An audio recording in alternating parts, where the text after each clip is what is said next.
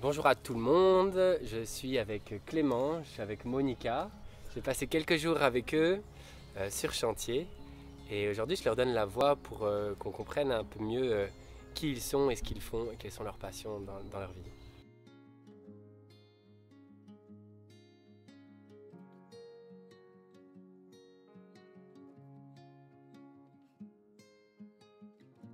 Si vous aviez un mot pour définir votre métier, qu'est-ce que c'est votre métier? C'est une bonne question. C'est une question des plus dures. Ouais, œuvrer, l'ouvrage. Mais puis pour moi, aussi un autre mot qui me vient surtout en tête, c'est la restauration, donc restaurer. Restaurer, comprendre. Enfin, du coup, il y a plein de mots, mais tous ces mots sont importants pour bien aller au bout de la réalisation. Comprendre ce qui était fait et pourquoi ça a été fait. Et, et réaliser. Et adaptation. L'adaptation. L'adaptation, c'est peut-être le maître mot. Ce que j'ai vu ces différents jours où j'étais avec vous, c'est que vous avez travaillé, on a travaillé à la fois la pierre, il y a du bois, il y a du sable, il y a des enduits, donc ce qui s'apparente à de la maçonnerie, à de la charpente, de la menuiserie, de la couverture. C'est quoi pour vous le matériau que vous préférez et qu'est-ce qui vous fait que vous avez une familiarité avec la pierre, le bois ou la terre? Moi j'aime bien la pierre, j'aime bien les enduits. Enfin, c'est pas que j'aime, j'ai une facilité d'empiler des pierres, de faire des enduits, c'est facile. Après le bois, j'aime beaucoup, mais c'est une autre logique. C'est un peu plus dur pour moi, mais j'aime beaucoup aussi. J'aimerais bien apprendre plus de Clément. Moi, c'est plus ou moins l'opposé, quoi. Enfin, c'est le bois plutôt pour lequel je vais avoir une attirance à la base. D'ailleurs, parce que j'ai commencé par travailler ce matériau. Et de plus en plus, je vais vers d'autres matériaux qui s'apparentent à la maçonnerie, donc la pierre, la terre, tout ça. Si je devais donner une caractéristique des matériaux que j'aime travailler, c'est des matériaux crus, pas réchauffés. C'est-à-dire la terre, le bois, la pierre, qui n'ont pas ou voire peu besoin d'usinage, de transformation pour la mise en œuvre. Quoi. Vous pouvez les récupérer assez facilement à proximité sans avoir besoin d'avoir un processus de transformation du matériau. Et donc c'est une des raisons pour lesquelles j'apprécie ces matériaux-là en particulier. Monica, toi tu me disais que quand tu avais travaillé la terre à un certain moment, tu sentais que ça te guérit ou que tu te sentais comme un bébé après. Et Ah oui. travailler la terre, travailler la pierre. C'est thérapeutique, mais surtout la terre. Ouais. La pierre, c'est complètement autre chose. J'avais du mal au début parce que c'est froid, c'est dur. Ouais. Donc il faut cette dureté en soi pour retenir, quoi, parce que c'est lourd, c'est dur, c'est rough, quoi, c'est raide, c'est raide. Ouais, c'est vrai. Et j'avais du mal, mais maintenant j'adore ça, surtout la pierre sèche. C'est très intuitif, j'adore ça, empiler des cailloux. Et parfois vous faites des murs et j'ai vu ça, ouais, vous en avez monté là et donc c'est de la pierre sèche ou parfois des pierres avec enduit et la façon dont vous travaillez c'est Maçonner, et l'éco-construction ou les matériaux que vous essayez d'employer, c'est des matériaux qui sont le plus sains, écologiques, naturels, bruts. On essaye, ouais. On essaye. Oui. Et donc dans les enduits, dans ce qu'on met entre les pierres, ça peut être ces types de... Ça pourrait être la terre, oui. Avant, on bâtissait beaucoup avec la terre, avec ce qu'on avait autour. Ouais. Maintenant, on cherchait des...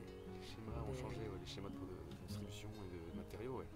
Ça revient moins cher, en fait, c'est ça qui est fou d'acheter un sac de ciment ou de chaux à l'unité, à un distributeur à côté, plutôt que de prendre la terre sous ses pieds. Parce que sous ses pieds, ça va nous... Enfin, en tout cas, quand je dis plus cher, c'est dans le cadre du travail. Ça prend plus de temps. Et donc, il faut payer la main-d'œuvre à extraire la terre qui est sous nos pieds, qui est gratuite, entre guillemets. Mais ça sera beaucoup plus rentable et beaucoup plus logique pour la plupart des entreprises, et on est aussi soumis à ça, d'acheter un sac de ciment, de chaux, aérienne, hydraulique, tout ça. Prêt à envoyer. Prêt à emploi, ouais. Que la terre, il faut la tamiser, il faut la mouiller, il faut il y a un travail. distraction. beaucoup de travail. Mais j'aimerais quand même faire plus. Ouais. Et si vous aviez un idéal justement de comment vous voudriez travailler pour des chantiers, de pouvoir amener les gens à construire eux-mêmes leur maison avec les matériaux les plus locaux possibles. Tu veux dire sur chantier participatif, Oui. c'est ça que tu veux dire? Oui. Effectivement, moi ce qui me plairait plus, c'est la transmission, c'est ça que tu veux dire? Oui. Dans l'idée où ça mettrait plus de sens dans mes journées, même si j'apprécie être à l'ouvrage, je l'apprécierais encore plus et ça me correspondrait vraiment d'être dans un accompagnement plus humain, quoi. Je me sentirais encore plus utile. Ouais.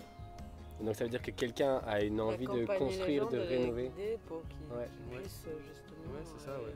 leur transmettre ça, parce que beaucoup de gens ne connaissent pas du tout. Comment amener les gens à ce qu'eux-mêmes construisent leur maison ou rénovent ou construisent des murs ou En fait, c'est plus de l'habitat. Ouais, c'est ce que tu dis. C'est plus surtout par rapport au client, enfin, donc la personne qui est censée payer ou enfin, financer plutôt le projet. Je trouve ça plus pertinent d'avoir cette relation d'accompagnement à l'autoconstruction, plutôt que voilà, travailler pour quelqu'un qui est juste une transaction financière. Pour moi, je trouve ça utile, le bâtiment tel que nous on le conçoit. Je trouve qu'il a un sens aujourd'hui avec les enjeux climatiques, environnementaux, sociaux. Et le fait de mettre un pied dans cette je sais pas, cette transmission, on va dire, pour je reprends le terme, qui a un engagement plus fort au sein de la société, quoi. Ouais, et justement, ces enjeux climatiques, sociaux, environnementaux, si vous aviez un message à transmettre, là il y a des jeunes, il y a la nouvelle génération, qu'est-ce que vous avez à leur transmettre par rapport à, tiens, comment votre façon de voir l'artisanat, la terre, la pierre, comment ça peut servir la société et vous les encouragez à quoi? Moi, vous m'aurez encouragé à quoi? Je suis venu une semaine avec vous, une semaine et demie, ouais. Qu'est-ce que vous souhaiteriez qu'il y ait quoi comme graine qui se soit plantée en moi? Déjà de la curiosité, mais que tu avais déjà en toi. Et curiosité, je pense pas que tout le monde soit intéressé par l'habitat. Par contre, je pense que ça a Tout changé. le monde habite quelque part. Tout le monde habite quand quelque même. part, c'est ça. Et je pense que c'était pas une priorité, mais c'était quelque chose qu'avant qui était peut-être plus induit chez les gens de se sentir concerné par son habitat et d'avoir un minimum de connaissances sur comment ça fonctionne et quels sont les points importants. Et de déconstruire en fait un peu ce qu'on connaît du formatage de l'habitat aujourd'hui, quoi. Toi, Monica, tu as une fille qui a 18-19, quelque chose comme ça, 19 bientôt, aujourd'hui ou hier? Oui, il y a 7 semaines. Cette semaine. Et tiens, ta fille ou d'autres jeunes comme ça, par rapport à l'habitat, par rapport à l'artisanat, tu aimerais leur insuffler quoi? Ce que tu vis comme vie, ça amène quoi comme exemple pour eux? D'être en contact avec la matière, donc et prendre soin d'eux et de ce qui les entoure, donc réfléchir un peu à tout ça, quoi, se poser des questions au moins. C'est des choses que tu as l'impression que tu as transmis ou qui sont transmises par la façon dont tu vivais ta vie à ta fille? J'espère bien que oui. Et justement, être une femme dans ce monde de l'artisanat, de la matière, on en parlait ces derniers jours. Trouver ta place, ça a été quelque chose à être déterminé. Oui, il faut être déterminé parce que déjà ça demande physiquement beaucoup d'efforts. Et après, même oui, psychologiquement, c'est pas toujours facile. Après, je suis dans une équipe très humaine, ouverte, amicale. Sinon, je ne serais plus là, hein, ça, c'est sûr.